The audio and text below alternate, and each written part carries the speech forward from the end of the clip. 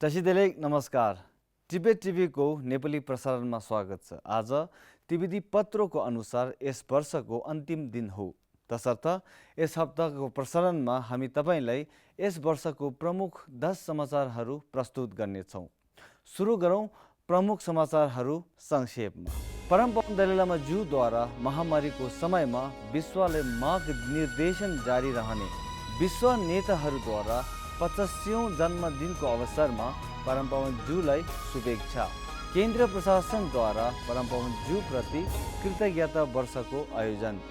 तिब्बतमा मानव अधिकार अझै गम्भीर बनेको। केन्द्रीय प्रशासनद्वारा कोभिड-19 महामारी चुनौतीहरूको समाधान। निर्वाचन संसदद्वारा एक दिवसीय बजेट सत्र मार्च 10 तारिकसम्म स्थगित। अमेरिकाले तिब्बत नीति र समर्थन ऐन 2020लाई कानुनमा पारित। निर्वासित तिब्बतीहरूले 2021 को आम चुनाव सम्पन्न। तिब्बती विद्यार्थीहरूले एकाडेमिक्समा उत्कृष्ट अङ्क प्राप्त गरेको। अन्तर्राष्ट्रिय समुदायले तिब्बतको अवस्थाबारे अनुगमन गर्न जारी। अब समाचार विस्तारमा। विश्वभरमा कोभिड-19 महामारीका चुनौतीहरूसँग सङ्घर्ष चलिरहेको बेला परमपवन ज्यूले वर्षभरि धेरै सेमिनारहरू र सम्मेलनहरूमा सक्रियताका साथ शिक्षाको माध्यमबाट हामी सबैलाई सकारात्मक र प्रोत्साहन प्रदान गर्नुभयो। परमपवन ज्यूद्वारा धार्मिक नेताहरू, विद्यार्थीहरू, विश्वव्यापी नेताहरू, शिक्षाविदहरू, वैज्ञानिकहरू र जलवायु कर्मीहरूसँग 40 भन्दा बढी अवसरहरूमा विभिन्न विषयहरूमा छलफल गरेका छन्।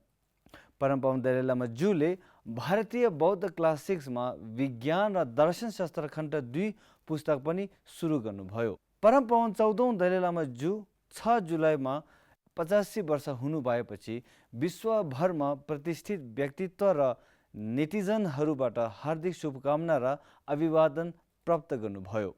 परमपवन ज्यूको जीवन र विरासतको विश्वव्यापी उत्सवका उपलक्ष्यमा परमपवन ज्यूले एक विशेष भिडियो प्राप्त गर्नुभयो, जसमा विश्वका 85 प्रतिष्ठित व्यक्तिहरूले अभिवादन सहित पूर्व अमेरिकी राष्ट्रपति जर्ज डब्ल्यू बुश, संयुक्त राज्य सभाका अध्यक्ष नैन्सी पेलोसी, राज्य मन्त्री सहित युवा मामिला तथा खेल मन्त्रालय किरण रिजिजू र भाजपाका राष्ट्रिय महासचिव राम माधव इत्यादि हुनुहुन्थ्यो। परमपवन ज्यूको सम्मानमा तिब्बती र तिब्बत समर्थकहरूले मानवतामा उल्लेखनीय योगदानको सम्मानका लागि यस वर्षलाई परमपवन दलाई लामा ज्यूको कृतज्ञता वर्षको रूपमा समर्पित गर्नुभयो। 120 वक्ताहरूले 15 विभिन्न भाषाहरूमा परमपवन ज्यूको 4 प्रतिबद्धताहरूमा एक हप्ता लामो भर्चुअल श्रृङ्खला आयोजना गर्नुभएको थियो। केन्द्रीय प्रशासनद्वारा तिब्बती विद्यार्थीहरूको बीच निबन्ध र रेखाचित्र प्रतियोगिता, विद्वान र अनुसन्धानकर्ताहरूसँग भर्चुअल छलफलसहित भारतभरि मास्क वितरण अभियान लगायतका कार्यक्रमहरू आयोजना गरेका थिए। यस वर्ष चिनिया अधिकारीहरूले 16 तिब्बतीहरूलाई पक्राउ गरेका छन्। अगस्तमा पूर्वी तिब्बत छुमर काउन्टीका छिकडिल गाउँका 63 वर्षका तोज्यप र 43 वर्षीय ग्याल्सेनलाई उनीहरूको जग्गा कब्जा गर्दा विरोध गरेकोमा पक्राउ गरिएका थिए। नाक्चु डिरु काउन्टीका 36 वर्षीय लामो नामकी 3 छोरीकी आमाको अगस्त 2020 मा प्रहरीद्वारा दिएको यातनाको कारण निधन हुनुभयो। लामोलाई चिनिया अधिकारीहरूले जुन महिनामा परिवारका अरू सदस्यहरू वा भारतमा अन्य आफन्तहरूलाई पैसा पठाउँदा पक्राउ गरेका थिए। काखो र 2 तिब्बतीहरूलाई निर्वासित तिब्बतीको आम चुनावको बारेमा जानकारी दिँदा पक्राउ गरिएका थिए। अर्की तिब्बती महिला छिरिङ छोले लोकप्रिय चिनिया सोसियल मिडिया एप विच्याटमा आफ्नो विचार व्यक्त गरेको कारण सिङ्घाई प्रान्तको टिका काउन्टी हेनेन तिब्बती स्वायत्त प्रान्तमा 10 दिनको प्रशासनिक हिरासतमा राखिएको थियो। उनलाई अज्ञात अन्य उत्तेजक कार्यहरू अन्तर्गत उनलाई नजरबन्द कानुनी आधारका रूपमा राखिएको थियो। 46 वर्षीय भिक्षु र लोकप्रिय तिब्बती लेखक र कवि गेन्ड्युन लुन्डुपलाई उत्तर पूर्वी तिब्बतको माल्यो रेप्कोङ काउन्टीमा 2 डिसेम्बरमा पक्राउ गरिएका थिए। उनको हालको स्थितिबारे केही जानकारी प्राप्त भएको छैन। सैन फ्रान्सिस्को स्थित कैदीहरूको अधिकारका लागि वकालत समूह 2 हुवाद्वारा सिचुवानमा कर्जे तिब्बती स्वायत्त प्रदेशको मध्यवर्ती अदालतले 9 तिब्बतीहरूलाई विभाजन गर्न उक्साएको भनी सजाय सुनाएको रिपोर्टमा उल्लेख गरेको छ। तर यी तिब्बतीहरू विरुद्ध लगाएको धेरै आरोपहरू स्पष्ट छैनन्। गत वर्ष 14वटा ज्ञात घटनाहरू भएको छ जहाँ तिब्बतीहरूलाई विभिन्न जेल सजाय सुनाएको छ। जुन 2020 मा तिब्बतको ngम्चु खम डिरु काउन्टीका 36 वर्षीय तिब्बती गायक लुन्टुप छाक्पाले तिब्बतमा चीनको दमनकारी नीतिहरूको आलोचना गर्दै गीत गाएकोमा चिनिया अधिकारीहरूले 6 वर्षको जेल सजाय सुनाएको छ। उनलाई अलगावती गतिविधिको आरोपमा सजाय सुनाएको थियो। उनको गीत ब्ल्याक ह्याट रिलिज भएको 2 महिनाभित्र पक्राउ गरी 1 वर्षभन्दा बढी अवधिमा उनलाई कुटपिट र कडा सोधपुछ गरिएको थियो। कान्सु प्रान्त सङ्चु काउन्टीको पिपुल्स चिनिया अदालतले जुन महिनामा 10 तिब्बतीहरूलाई 9 देखि 14 वर्ष जेल सजाय सुनाएको छ। तिनीहरूलाई जबरजस्ती चन्दा र जबरजस्ती व्यापारको आरोप लगाएको थियो। गोलोक प्रान्तमा मध्यवर्ती अदालतले मचिनका तिब्बती घुमन्ते लुन्टुप दोर्जेलाई 1 वर्ष जेल सजाय सुनाएको छ। उनलाई उक्साउने विषयवस्तुहरू पोस्टिङ र परमपवनज्यूको शिक्षाहरू विबो र विचेट खाताहरूबाट साझा गरेको आरोपमा पक्राउ गरेको छ। उनलाई जुलाई 2 तारिकमा पक्राउ गरेको थियो र उनको सजाय नभएसम्म 5 महिनाको लागि हिरासतमा राखिएको थियो। सन् 2020 मा उत्तर पूर्वी तिब्बतको चिनिया अदालतले मालो तिब्बती स्वायत्त प्रान्तको छेगोङ काउन्टीका खान्डो छेतेनलाई 7 वर्ष र छेगोलाई 3 वर्ष जेल सजाय सुनाएको खबर आएको थियो। उनलाई राज्य रहस्य भइरहेको आरोपमा पक्राउ गरेको थियो। मानव अधिकार समूहहरूले यी सबै तिब्बतीहरूलाई चिनिया अधिकारीहरूले झुटो आरोपमा सजाय दिएको दावा गरेको छ। 6 जना तिब्बती राजनीतिक बन्दीहरूको मृत्युहरू जेलमा यातना र अन्य दुर्व्यवहारको कारण उनीहरूको रिहाइको बखत गम्भीर स्वास्थ्य समस्याहरू थिए। अगस्त 2020 मा तिब्बतको नाक्चु डिरु काउन्टीका लामो नामक 3 छोरीकी आमाको यातनाको कारण प्रहरी हिरासतबाट स्थानीय अस्पतालमा ल्याउँदा निधन हुनुभयो। लामोको पक्राउ भएको 2 महिनाभित्र उनको परिवारका सदस्यहरूलाई अस्पतालमा बोलाएको थियो, जहाँ घाइते अवस्थामा भएको लामोलाई पहिचान्न गहिरो हुनका साथै परिवारका सदस्यहरूसँग कुरा गर्न असमर्थ थियो। 2 दिनपछि उनको अस्पतालमा निधन हुनुभयो। सन् 2019 मा चिनिया जेलमा 4 वर्षको जेल सजाय काटेपछि छुटेको तिब्बती राजनीतिक बन्दीको मई 2020 मा सेसोङ गाउँमा आफ्नो घरमा निधन हुनुभयो। चिनिया अधिकारीहरूको विरोध गरेपछि उनले 7 वर्ष जेल सजाय पाएको थियो। ठिनले छोर्जिन, जसलाई सम्रुपनिन भनिन्छ, फेब्रुअरी 2020 मा उनको निधन हुनुभयो। स्वर्गीय टुगु तेन्जिन देलेक रिम्पुछेको सहयोगी टसी फुन्चोक नामक तिब्बती भिक्षु यस वर्ष मार्चमा लामो बिरामी र जेलमा यातना भोगेको कारण निधन हुनुभयो। जुलाई 2003 मा सिचुआन प्रान्तमा भएको याग्राफोक जेलबाट रिहा भएदेखि उनको स्वास्थ्य गम्भीर रहेको थियो। उनको गिरफ्तारीको समयमा उनी क्षय रोगबाट ग्रसित थिए। उनी 7 वर्ष जेलमा हुँदा उचित चिकित्सक र अयोग्य उपचारको अभावका कारण उनको स्वास्थ्य झन बिग्रिएका थिए। गेन्दुन सेराव नामक पूर्वी राजनीतिक बन्दी अप्रिल महिनामा जेलमा रहँदा घाइते भएको कारण निधन हुनुभयो। उनी तथाकथित तिब्बत स्वायत्त क्षेत्र सोक काउन्टी नाक्चु प्रान्तको रोम्बो रब्देन गुम्बाका भिक्षु थिए। जुन 2017 मा चिनिया सोसियल मिडिया प्लेटफर्ममा राजनीतिक रूपले संवेदनशील कागजहरू साझा र प्रसार गरेको आरोपमा पक्राउ गरेका थिए। सिरिङ फाक्टोको पनि 26 अप्रिलमा 51 वर्षको उमेरमा निधन हुनुभयो। तिब्बतमा गैर कानुनी चिनिया शासनको विरोधमा तिब्बती झण्डा उठाएर परमपवनज्यूलाई फर्किन बिन्ती गरेकोमा 8 वर्षको जेल सजाय पाउनुभयो। जावम्बोका 19 वर्षीय तिब्बती भिक्षु तेन्जिन निमाको नोभेम्बर 2019 मा शान्तिपूर्ण स्वतन्त्रता प्रदर्शनको लागि चिनिया अधिकारीहरूले कडा कुटपिट र यातना दिएपछि 1 जनवरी 2021 मा उनको निधन हुनुभयो।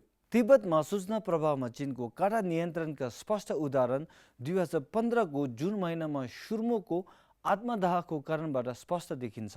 2021 जनवरीमा रिहा भएका तिब्बती भाषा अधिकारका वकिल टासी वाङचुकको अवस्था पनि अज्ञात छ। कोभिड-19 महामारीको पहिलो घटना चीनको वुहान शहरबाट उजागर भएपछि विश्वका विभिन्न देशहरूले महामारीका चुनौतीहरूको सामना गर्दै आएका थिए। केन्द्रीय तिब्बती प्रशासनले निर्वासनमा तिब्बती समुदायमा फैलिएको महामारीको रोकथामका लागि विभिन्न उपायहरू सुरु गरेका थिए। मन्त्री परिषदले कोभिड-19 कार्यक्रमका लागि 3.3 करोड रुपैयाँ अनुमोदन गरेको थियो, जुन तिब्बती समुदायलाई विशेष गरी बुजुर्गहरू, दुखी र कलेजमा रहेका विद्यार्थीहरूलाई लाभान्वित भएको थियो। यो केन्द्रीय प्रशासनद्वारा अनुमोदित भएको पहिलो ठुलो समर्थन प्याकेज थियो। प्रशासनका प्रमुख र स्वास्थ्य विभागको प्रमुखको नेतृत्वमा एउटा कोभिड-19 टास्क फोर्स गठन गरिएको थियो, जसमा कोभिड-19 को केसहरू सम्हाल्न सकिएको थियो।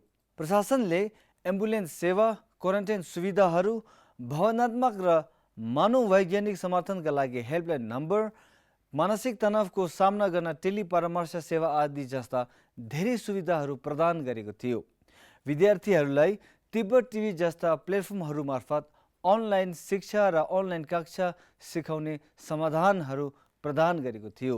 45औं कोभिड-19 ब्रिफिङका अनुसार भारतमा 116 तिब्बती स्वास्थ्यका सेवाकर्मीहरूलाई 16 जनवरीमा सुरु गरिएको प्यान भारत खोप अभियानको पहिलो चरण अन्तर्गत खोप दिएको थियो। निर्वासित तिब्बती समुदायमा 1519 कोभिड पोजिटिभ घटनाहरू प्राप्त भए, जसमा 1449 साँचो भए र 41 जनाको मृत्यु हुनुभयो। हालको संक्षिप्त ब्रिफिङ अनुसार 29 जना सक्रिय छन्। कोभिड-19 को विश्वव्यापी प्रकोपको प्रकाशमा भारतमा सकारात्मक बिमारीहरूको बढ्दो सङ्ख्याका पुष्टि भएका वित्तीय वर्ष 2020 र 2021 को 16औं तिब्बती संसदको बजेट सत्र 10 दिनका लागि आयोजना गरेको थियो। कराईका साथ एजेन्डाहरूको अनुसरण गर्दै निर्वासित संसदको 1 दिवसीय सत्र पारित गरियो र 2020 र 21 को लागि प्रशासनका सबै विभागहरूबाट बजेट स्वीकृत गरियो। महामारीको कारण 16औं तिब्बती संसदको 10औं सत्र मार्च 2021 मा स्थगित गरिएको थियो। हासिल गरेको ऐतिहासिक जितमा संयुक्त राज्य अमेरिकाले तिब्बत नीति र समर्थन ऐन 2020 लाई कानुनमा पारित गरियो। 2002 को ऐतिहासिक तिब्बत नीति ऐनमा बनेको द्विपक्षीयले तिब्बती नीतिलाई समर्थन गरेर 2020 को समर्थन ऐनले तिब्बतीहरूको आध्यात्मिक गुरु परमपावन दलाई लामा ज्यूको उत्तराधिकारी छनौट गर्ने अधिकारको पुष्टिकरण गर्दछ र चिनिया अधिकारीहरूलाई स्पष्ट रूपमा सन्देश पठायो कि परमपावन ज्यूको उत्तराधिकारी वा पुनर्जन्म प्रक्रियालाई हस्तक्षेप गर्यो भने वित्तीय, आर्थिक र भिसा सम्बन्धी प्रतिबन्धहरूको विषय हुनेछ। साथै ग्लोबल म्याग्निट्स्की ऐनमा समावेश भएका पनि प्रतिबन्ध हुनेछ। कानुनले प्रशासनलाई तिब्बती जनताको वैध प्रतिनिधि र सिजोङलाई यसको अध्यक्षको रूपमा औपचारिक मान्यता दिएको छ। कोरोना भाइरस महामारीको आगामी चुनौतीहरूको बावजुद 16औं तिब्बती संसदको सदस्यहरूका लागि 2021 तिब्बती आम चुनाव प्रारम्भिक चरणले विलक्षण सहभागिता झल्काएको छ, विशेष गरी तिब्बती युवा पुस्तामा। निर्वासित तिब्बती समुदायले आफ्नो आगामी सिजोङ र 17औं तिब्बती संसदका सदस्यहरूको 3 जनवरी 2021 मा प्रारम्भिक चुनावमा मतदान गरेका थिए। सन् 2011 मा परमपावन ज्यूले पूर्ण राजनीतिक अधिकारलाई पारित गरेपछि यस वर्षको सिजोङ र निर्वाचनमा तिब्बती संसदका सदस्यहरूका लागि तिब्बती नेतृत्वको तेस्रो प्रत्यक्ष चुनाव हो। यस वर्षले भारतमा तिब्बती विद्यार्थीहरूको बीचमा केही असाधारण शैक्षिक प्रदर्शनहरू देखिएको छ। पहिलो पटक 2 तिब्बती विद्यार्थी तेन्जिन यिशे र कुङ्गा लेग्जुङले अखिल भारतीय राष्ट्रिय योग्यता क्रम प्रवेश परीक्षा NEET मा 500 भन्दा बढी अङ्क प्राप्त गरी हेडलाइन्स बनाएको थियो। केन्द्रीय माध्यमिक शिक्षा बोर्डले कक्षा 10 र 12 बोर्ड परीक्षाको नतिजा घोषित गरेपछि प्रत्येक कक्षामा 19 तिब्बती विद्यार्थीहरूले 95% भन्दा माथि अङ्क प्राप्त गरी तिब्बती बच्चाहरूको शैक्षिक उपलब्धिको इतिहासमा यो पहिलो पटक बनेको थियो। तीमध्ये धेरै शैक्षिक उपलब्धिहरूबाट तिब्बती विद्यार्थी टसी लामोले पुस्तकालय र सूचना विज्ञानको मास्टर डिग्रीमा म्याङ्गलोर विश्वविद्यालयको उच्च शैक्षिक औदाका स्वर्ण पदक प्राप्त गर्नुभएको थियो। त्यसै गरी 2 तिब्बती विद्यार्थीहरू तेन्जिन छोजोम र सोनम छुकी, जसले क्रमशः व्यवसाय प्रशासन र वाणिज्य स्नातकमा बेङ्गलुरुको दयानन्द सागर विश्वविद्यालयबाट उच्च शैक्षिक पदका लागि स्वर्ण पदकबाट सम्मानित गरिएको थियो। 82 केन्द्रीय र पूर्वी युरोपका सङ्गठनहरू र सङ्घहरूले मानव गणतन्त्र समितिको परामर्श समूहमा मन्त्री ज्याङ ड्वानको नियुक्ति रद्द गर्न संयुक्त याचिका पेश गरेका छन्। सो याचिकामा प्रभावशाली समूहमा चीनको नियुक्तिले सबै तिब्बतीहरूलाई निरुत्साहजनक सन्देश पुर्याउँदछ, जो दमनकारी चिनिया शासनको विरुद्ध 6 दशकभन्दा बढीको सङ्घर्षमा आवाज उठाउँदै र जसले संयुक्त राष्ट्रसङ्घमा आफ्नो आशालाई निरन्तरता दिइरहेको छन्। चीनको तिब्बतमा लगातार प्रतिबन्धको आलोचना गर्दै अमेरिकी विदेश विभागले जुलाई 2020मा तिब्बत ऐनको पारस्परिक पहुँच 2018 अन्तर्गत चिनिया सरकार र चिनिया कम्युनिस्ट पार्टीका अधिकारीहरूमा भिसा प्रतिबन्धको घोषणा गर्नुभयो।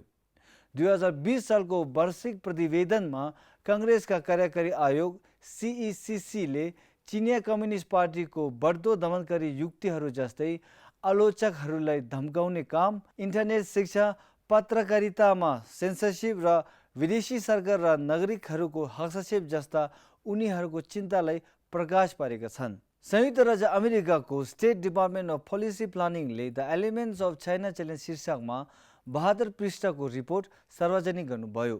सो रिपोर्टमा तिब्बतलाई आर्मी कब्जा भूमि भनी उल्लेख गरिएको छ। हस्त यी समाचारहरू यस वर्षको 10 प्रमुख समाचारहरू थिए। म लगायत तिब्बत टिभीको तर्फबाट कोरोना महामारीको कारण आफ्नो परिवारसँग भएका र नभएका सबै दर्शकहरूलाई लोसारको धेरै धेरै शुभकामना। कोभिड-19 लाई ध्यानमा राखी लोसार मनाउनुहोला।